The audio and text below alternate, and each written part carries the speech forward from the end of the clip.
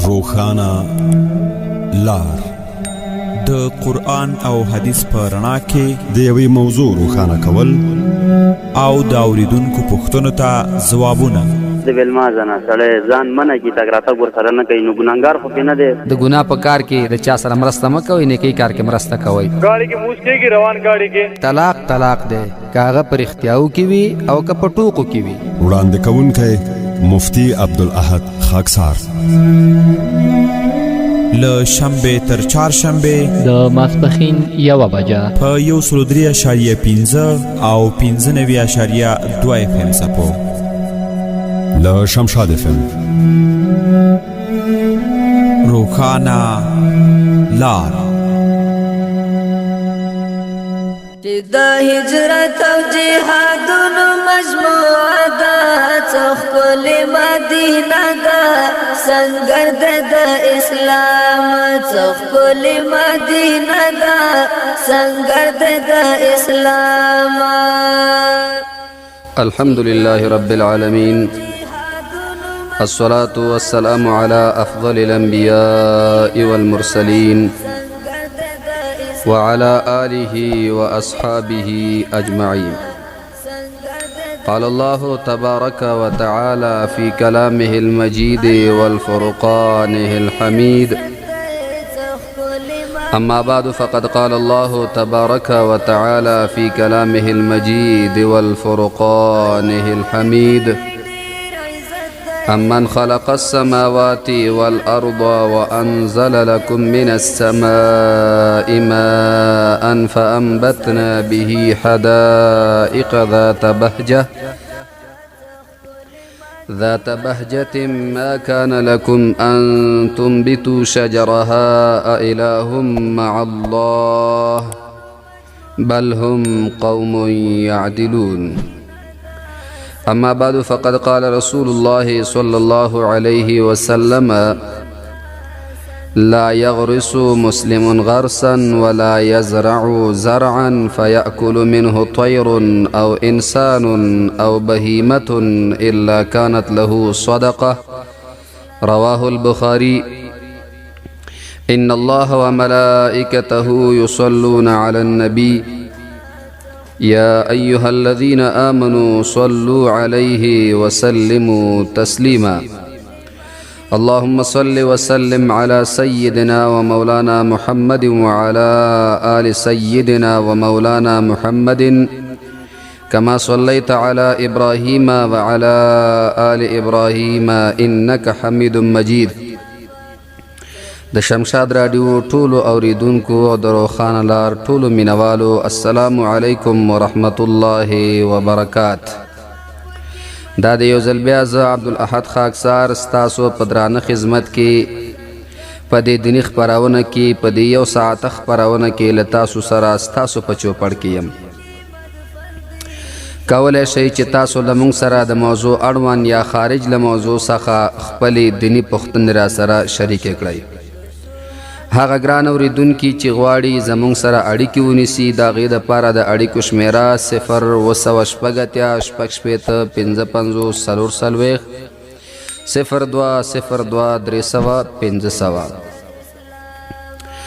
د پخوا په څېر نننۍ موضوع مو بیا یو موضوع ته ځانګړې کړې ده. غواړو چې په دې موضوع باندې اړوند معلومات د قرآن عظیم الشان او د احادیثو نبویونه او د علماء کرامو د اقوالو نه ستاسې په درنو حضور کې تاسو ته وړاندې کړو. د رب العالمین جل جلاله نه د ځان دپاره د صحیح وینا او د عمل توفیق غواړم او تاسو دپاره د صحیح اورېدو او د عمل توفیق غواړم. رب العالمین جل جلاله دې دواړو ته نصیبه وګرځوي. عزتمندو، زمونږ نننۍ موضوع چې مونږه ورته ځانګړې کړې ده هغه په دې باندې ده چې ونې کرل او چاپېریال پاک ساتل او د هغې ګټې دنیا او آخرت کې. مونږ تاسو ګورو دې خبرې ته خلکو ډېره هوا ورکړې ده او هر څوک د هر چا نه چې اوري نو هغه دا وایي چې د دې ونو کرل دا څنګه دی او څنګه نه دی. څوک پکې یو موسسه یادوي، څوک پکې بله موسسه یادوي. بعضې ورونه بیا د دې نه مخالفي، هغوی بیخي د دې کروندې مخالفت کوي ګورو در حقیقت دا حکم چا کړی دی او د کم طرف نه دی او ولې شوی دی؟ آیا په دې کې موږ د پاره څه فایده وجود لري او که نه لري؟ په دې باندې سره خبرې شریکو او د یو بل نظریات په آخره کې اخلو. د دغې موضوع اړوند د قرآن عظیم الشان د آیاتونو مبارکونه او د احادیثو مبارکو د رسول الله صلی الله علیه وسلم نستاسې په درانه حضور کې وړاندې کوو.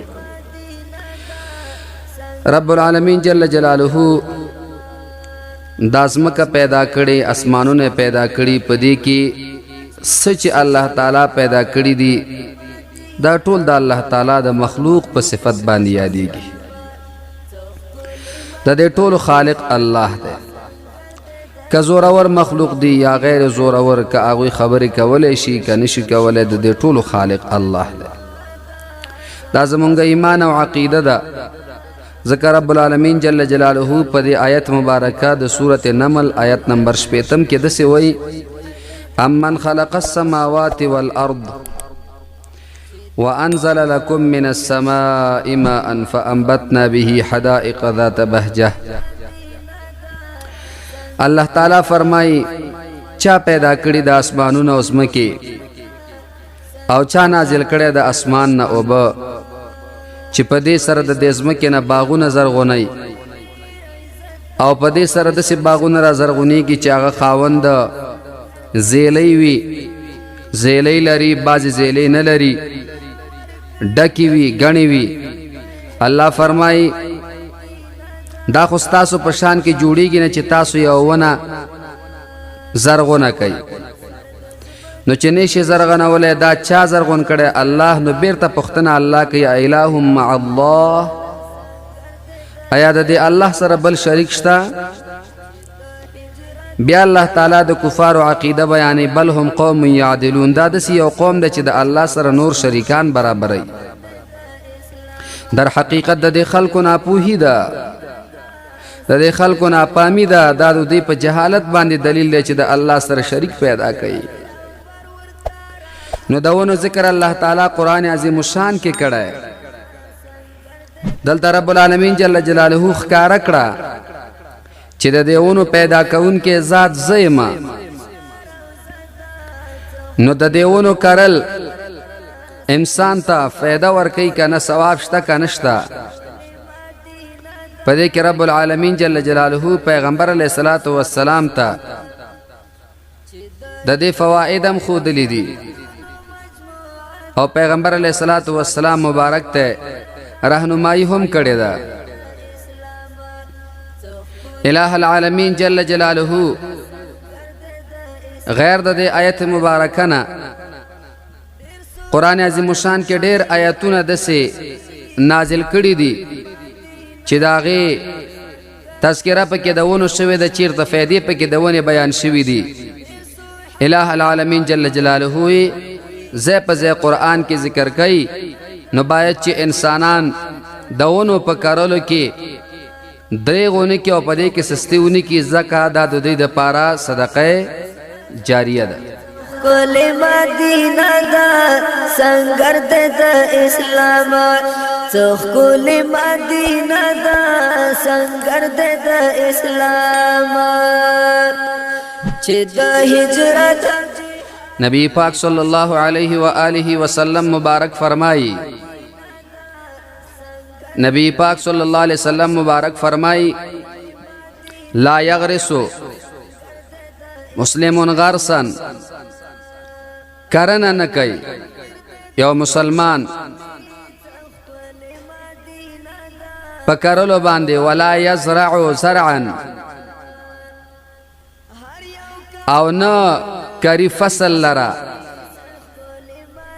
یو ونه نه کری نیالکی نه مگر، او بیا ورپسې وایي چې څه کري نه، فیأکل منه طیر او انسان او بهیمة، بیا اخری د هغې نه انسان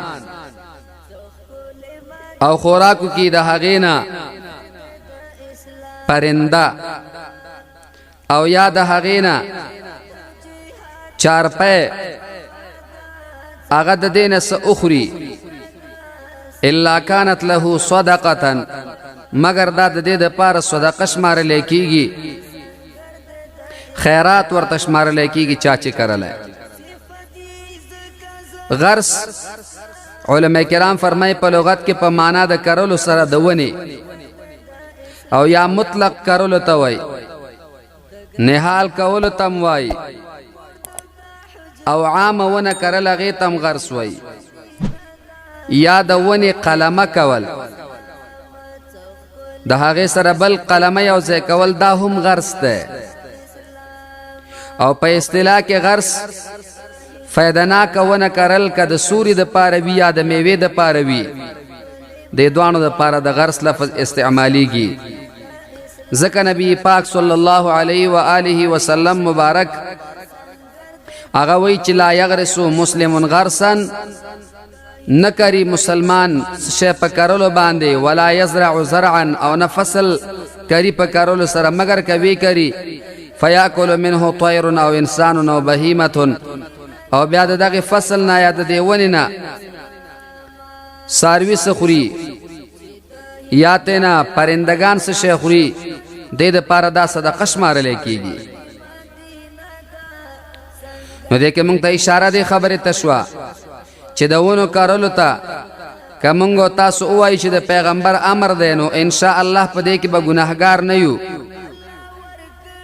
ولې د پیغمبر علیه الصلاة والسلام مبارک په خولې مبارکې باندې دا بیان دی چې دا د دې خلکو دپاره صدقه شمارلی کېږي. قرآن عظیم الشان کې هم د دې صفات ډېر راغلي، خو علما کرام فرمایي چې د نبی علیه الصلاة والسلام د دې حدیث مبارک نه داسې معلومیږي که هر قسم ونه انسان وکري، که هغه د میوې والا وي که غیر میوې والا، فایده شته ورته، مگر که میوې والا وکري نو دا به د ده دپاره ډېره مفیده وي. خو دا د دې په معنا نه ده چې د میوې والا وکر او غیر میوې والا مه کره، نه، صحیح ده چې په هغې کې ستا د خوراک دپاره فایده نشته بې میوې بوټي کې، مگر د سوري دپاره او د چاپېریال دپاره او د هوا د ککړتیا د ختمېدلو دپاره ډېر مفید دی.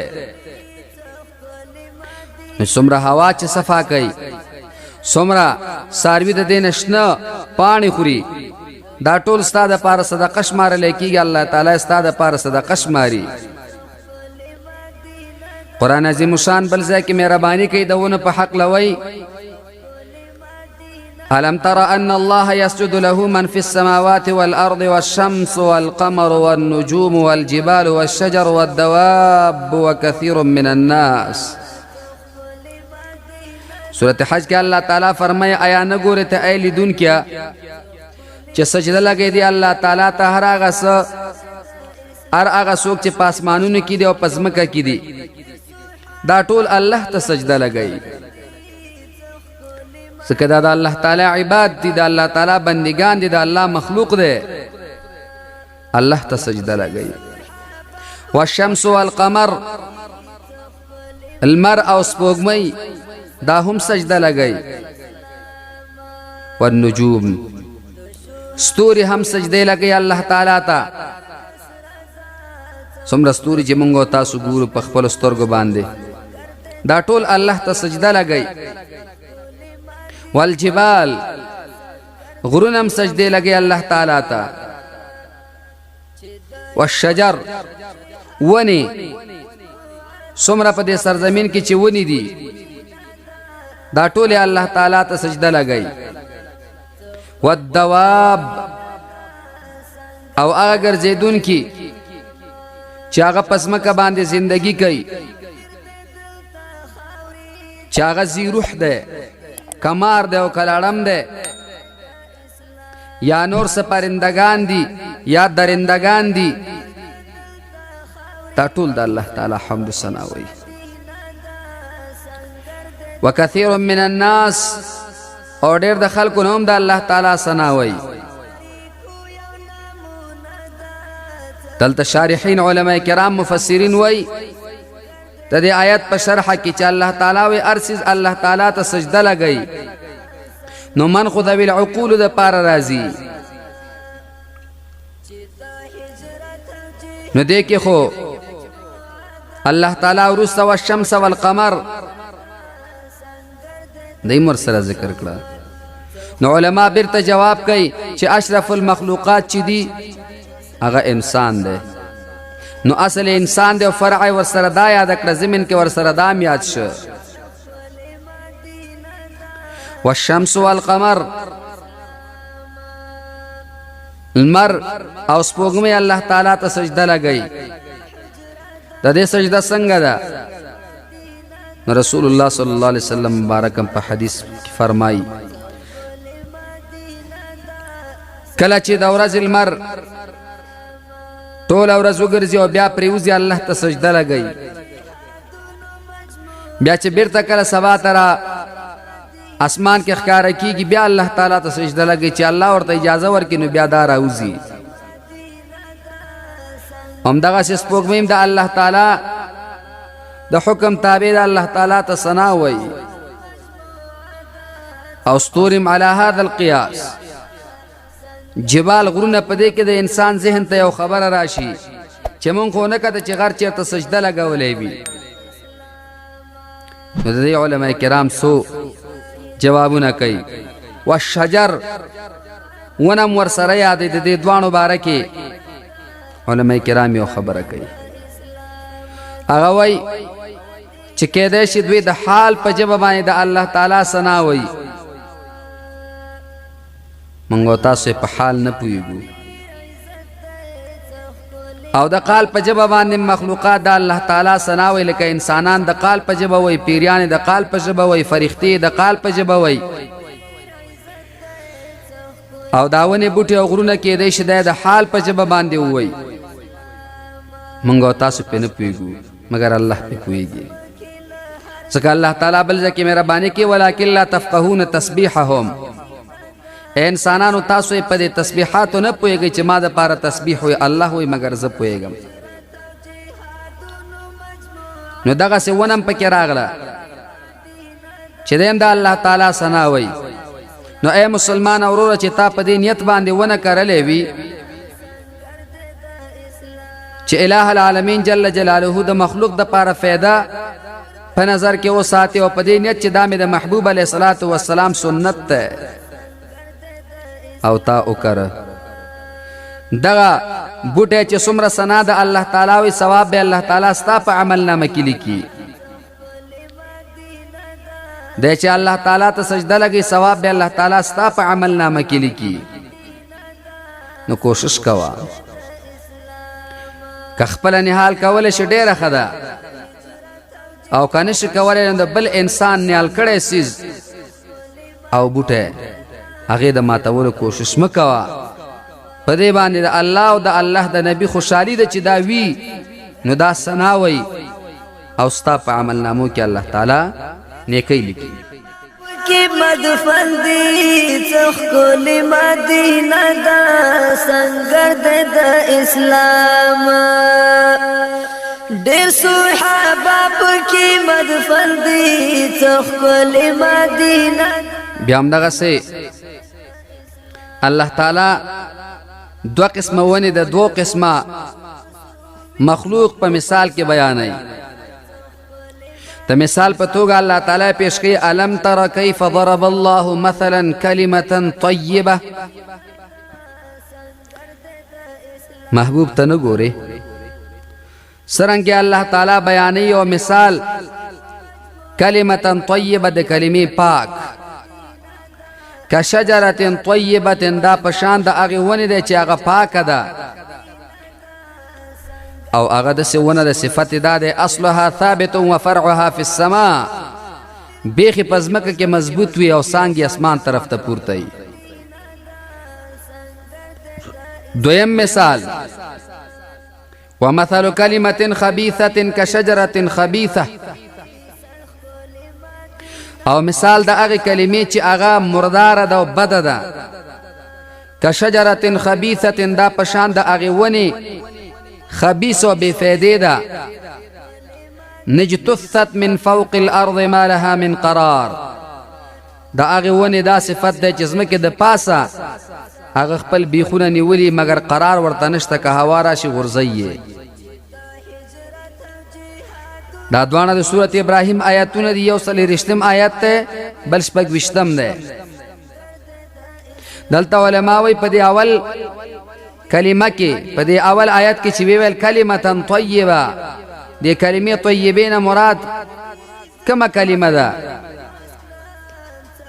مفسرین کرام د دینه کلمې طیبین مراد هم دغه کلمې طیبه ده چې لا اله الا الله محمد رسول الله صلی الله علیه و آله وسلم. دغه کلمه یادې چې د الله تعالی د وحدانیت اقرار دی پکې. الله وی دا ډیره پاک او زبردست او قوي کلمه ده. مثال د سده کا شجره طیبه، لکه ونه پاکه. ونه پاکه نه مطلب څوک ده؟ وی ونه پاکه نه مطلب قجوره مراد ده. نو د دینه کلمه طیبه څوک وی؟ مسلمان. او ونه څه شی ده؟ دا قجوره. نو د مسلمان مثال د قجوري ونې غوندې دی. قجوري ونه قوي وي، په ځمکه ولاړه وي، کلکه، بیخونه او ریښې ډېرې لرو پور رسولی، او د ده څانګې پورته اسمان طرف ته وي. نو دا مثال د موحد او د هغې توحید کوونکي مسلمان دی چې د الله تعالی د وحدانیت اقرار لري. لکه الحمدلله مونږ او تاسو ټول مسلمانان د الله تعالی د توحید اقرار لرو. او دویمه ده کلمه خبیثه، هغه کلمه مرداره. د دینه مراد څه دی؟ وی د شرک کلمه ده چې د الله تعالی په ذات او صفاتو کې څوک شریک جوړوي. د دې مثال د شجره خبیثه دی، هغه خرابه ونه. وی د دینه مراد مشرک دی چې مشرک په د خپله ژبه باندې د شرک کلمه وی. او مراد د دغې ونې نه علماء کرام فرمایي یا د زارزنګي ځای دی ونه ده، او یا په دې ډاګو کې شګو کې چې ولاړې ازغیداره غوندې وي، لږه هوا چې پیری شي یو طرف او بل طرف ته غورځوي. نو دا د هغې ونې مثال شو چې کومه ونه خرابه ده. نو د هغې مثال د کافر سره ورکه، کافر هم قرار نه لري. او مسلمان چې دی د ثابت قدمه وي، اصلها ثابت و فرعها فی السماء. دا د مسلمان مثال دی. نو باید زمونږه ګران اوریدونکي چې څومره دي چې دوی په دې کارلو د ونو کې درې غونې کې په دې کې ورته الله تعالی ثواب ورکوي، که په دې نیت یې وکړه چې دا مې د محبوب علیه الصلاة والسلام امر دی او د الله مخلوق دی، ثنا به وی. نو چې تر څو پورې دغه ونه ولاړه وي چې دی څومره ثنا وی، مسلمان ورور ستا به په دې کې اجر وي. مسلمان ورور ستا دپاره به دې کې د الله تعالی د طرف نه اجر او بدلی به درته الله تعالی درکوي. او که د میوهداره ونې د کرلو قصد یې وکړه، د هغې نه چې څومره مارغان خوري، د هغې میوې انسانان خوري، رب العالمین جل جلاله به ثواب ستا په عمل نامه کې لیکي. نو کوشش کوئ، محنت کوئ. اقلا که داسې نشئ کولی، نو چې کوم انسان بل هغې بوټی کرلی وي د هغې حفاظت خو وکړه چې الله درته ثواب درکړي. هغې توبه اچول، هغه د ځناورو نه د ماتولو نه ساتل، دا ستا وظیفه ده، ستا وجیبه ده. الہ العالمین جل جلاله دې وکړي چې مونږ او تاسو د دې خپل ځورېدلي او کړېدلي اولس او د دې کړېدلي او د زخمی افغانستان د بیا د آبادولو په کوشش کې که معنوي وي او که حقیقي وي چې په دې کې کوشش وکړو او د خپل ګران وطن ځان ته په خپل لاسونو باندې سمسور او آباد وګرځو. دینا دا سنگر د اسلام، هر یو کافر د دلتا خاوري سرخ کول مدینه دا سنگر د اسلام. دسترو سترو ماری کو یو نمونه دا سرخ کول مدینه دا سنگر د اسلام. سرخ کول مدینه دا سنگر د اسلام. د نعمت الله ورور له قندوز نه هغې اړیکه نیولې وه او پوښتنه یې دا وه چې سبق مې نه یادېږي څه وکړم. ګرانه نعمت الله ته به داسې وکړي چې اول خو به محنت کوې، کوشش به کوې، ګردان به یې ډېر کوې. که چېرته دې سره ونه شو نو بیا مانځه پسې 11 پیري یا قوي ووایه او په خپل لاس باندې چوف کوه او هغه بوی یې په سپېږمو باندې کش کاږه. خان زمان ور پوښتنه کړې وه چې پلار مې وفات شوی، نوافل کوم، ټول مړي ته یې بخم، د ثواب پوښتنه کوم چې ټولو ته یو رقم رسیږي که کم کم؟ نه، ټولو ته یو رقم رسیږي او دا ثواب هم ورته رسي. دا زمونږ د فقهاو مسله ده. صاحب د در مختار په جلد 2 او صفحه نمبر 243 کې هم دغسې ذکر کړی او دلیل یې حدیث د بهقي شریف د شعب الایمان کې د عبدالاحد مسعود صاحب نه چې کوم روایت دی هغه نیولی، نو کولی شي همدغسې بل شرح الصدور صفحه نمبر 300 کې دا مثلا همدغسې ذکر کړې ده. دا مړو ته د تحفې په شکل باندې د ژوندو د اعمالو هغه برخې دوی ته ورکړی کېږي. محمد د کلکانو نه اړیکه نیولې ولې چې زما خاله ده او 9 کاله کېږي چې واده شوې ده، خو هغه سړی نامرد دی او طلاق هم نه ورکوي. څه وکړي؟ نو مشران دې کښېني، پوښتنه یې ترېنه وکړي. داسې مسله کې بیا قاضي 1 کال وخت لري، دې سړي ته 1 کال وخت ورکوي چې د 1 کال کې خپل علاج وکړه. که ونه شو بیا قاضي خپله جدا کوي. نو چونکې اوس خو د قاضي ته څوک داسې زیات دا مسلې نه وړي، مشران دې کښېني او دا مسله دې ورته حل کړي. که ونه شو نو بیا د جنۍ دپاره د طلاق بندوبست یې ترېنه وکړي، ځکه د جنۍ عمر دې هم نه خرابوي. عبدالولي له خاک جبار نه پوښتنه اړیکه نیولې وه، پوښتنه یې کړې وه چې زه موټر چلوم کابل او تورخم، نو زه مسافرانه مونځ کوم که نه پوره مونځ وکړم؟ ځکه بعضې خلک ماته وایي چې پوره مونځ وکړه او بعضې وایي چې مسافرانه به کوې. نه ورور، کابل او تورخم خو ډېر زیاته لاره ده، دې کې مسافرانه مونځ کېږي، په دې کې پوره مونځ نه دی. نو دې کې به ته مسافرانه مونځ کوې. وایي سنت وکړم که نه؟ که وخت در سره سنت وکړه، که نه مې کوه که سورلی ته تکلیف وي. سید احمد رور پوښتنه کړې وه د کابل نه اړیکه نیولې وه چې تهجد مونځ 8 رکعته کوم څنګه دی؟ نو صحیح ده. دویمه چې د شپې په کوم حصه کې کېږي؟ په 3مه کې، اخرنۍ حصه کې به یې کوې. وایي نظر به څنګه ختمېږي؟ د سوره قلم اخري آیتونه زده کړئ. فاجتباه ربه فجعله من الصالحین وإن يكاد الذين كفروا ليزلقونك بأبصارهم لما سمعوا الذكر ويقولون إنه لمجنون وما هو إلا ذكر للعالمين. دا پیچوف کې الله تعالی به ختم کړي. مروه د کابل نه اړیکه نیولې وه، پوښتنه یې وه چې زما خاوند پردو ښځو سره ګرځي، که نصیحت ورته کوم نو بد اخلاقي کوي. نصیحت ورته داسې مه کوه که نه چې هغه تا سره بد اخلاقي کوي. هغه چې ستا نه غیر د نورو خاوندانو سره د نورو زنانو سره ګرځي نو هغه ستا څه پروا کوي؟ نو چې ستا پروا نه کوي ستا د نصیحت به څه پروا وکړي؟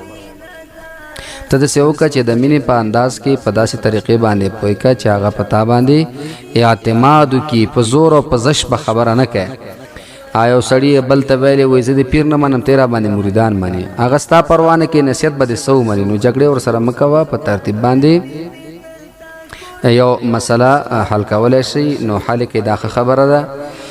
سلیم ستومان هغې پوښتنه کړې وه د کابل نه اړیکه نیولې وه چې مانځه نه وروسته بعضې علما موږ ته وایي چې کلمه ووایي، بعضې وایي چې استغفار ووایي. دواړه په حدیثو کې ثابت دي، خو استغفار د دې فایده ډېره ده چې یو پیره الله اکبر او 3 پیرې استغفار ووایي. استغفر الله استغفر الله استغفر الله الله اکبر، داسې په حدیث مبارک کې راځي، صحیح روایتو کې راغلي. نو دا ووایه که چېرته کوم ځای داسې و چې هلته مونځ کوونکي وو نو په زوره کلمه بیا مه ووایه، د نورو خلکو مونځ مه خرابوئ.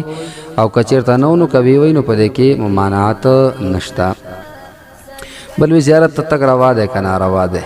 زیارت ته تګ په ابتدا د اسلام کې ناروا و، وروسته روا شو. مشکات شریف کې دا حدیث شته، نبی علیه الصلاة والسلام مخکې منع کړې وه چې تاسو د اختر د قرباني غوښې هم نشي ساتلی، نو بیا یې حکم وکړو اوس یې ساتلی شي او زیارت هم تللی شي په طریقې د سنت باندې. باقي دا مسله امداد کولی شي که نشي کولی هغه اختلافي مسله ده، خو صرف تلل زیارت ته دا اتفاقي مسله ده، په دې کې د چا اختلاف نشته. نو یو مولوي صاحب د دونه په قاریږي هم نه چې بیخي د زیارت نه د خلک منع کړي، په طریقه باندې پوه کوي او په هغې ترتیب باندې خپل هغه مسله حل کوي او ثواب هم ستاسو وشي. بل یو ورور پوښتنه کړې وه، اړیکه نیولې وه چې نجیب الله ورور لغمان نه اړیکه نیولې وه، ویلې چې زما زړه سخت نرمېدو دپاره دوه، نو که یتیم در کرئ ځان سره ډوډۍ ته کېنوه د هغې په سر باندې لاس کش کاږه الله تعالی به درته اجر درکړي او زړه به دې هم نرم شي. بله پوښتنه دا وه چې داود ورور پوښتنه کړې وه چې د خوست نه اړیکه نیولې وه چې دکان کې مې میږتانه راوتلي دي څه وکړم. نو دې دپاره خو بهتره دا ده چې بعضې خلکو ذکر کړي چې وړه ورته واچوه هغې سره ځي. خو که چېرته دې سره هم نه تله نو بیا یو کار وکړه چې یو آیت ورته ولیکه هغه سوري کې ورته کښېږده. آیت دا دی دغه یا ایها النمل ادخلوا مساکنکم لیحطمنکم سلیمان وجنوده وهم لا یشعرون. دغه وایه د ولیکه په کاغذ کې او سوري کې کښېږده انشاءالله چې هغه به ختم شي. خو کاغذ بیا بیرته په صحیح ځای کې کښېږده چې قرآني آیت ته بې ادبي ونه شي. نو دې کې به لږ کوشش کوې او سوچ به کوې. بل بخ محمد ورور له پکتیا نه اړیکه نیولې وه او پوښتنه یې دا وه چې ورونه بیل دي، یو زوی ورته وایي پلار ته چې ما ته حق راکړه، یا دا حق کېږي که نه؟ او که پلار ته وایي پلار ورته تقسیم کړي او ورکړي نو څه مسله نشته، کولی شي. خو اندازې سره هم هغه خپل مطابق حق که ورته ورکړي په زندګۍ کې نو صحیح ده. خو نورو بچي به په دې باندې خبر کوي چې دغه دی او په دې ترتیب باندې کولی شي دی ورته حق ورکړي. امان الله ورور له چارسیانه موږ سره اړیکه نیولې وه او پوښتنه دا وه چې قرآن محفل کې ویډیو کول څنګه دي؟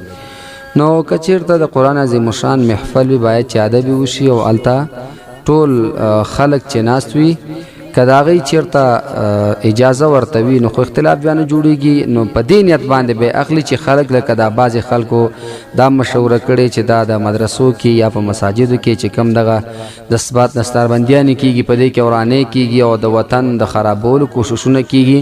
نو که په دغه نیت باندې وشي چې دغه محفل خلکو ته هم ښکاره شي نو انشاءالله چې بد بني، ځکه که لږ شر وي نو ډېر خیر به پکې الله تعالی کېږي.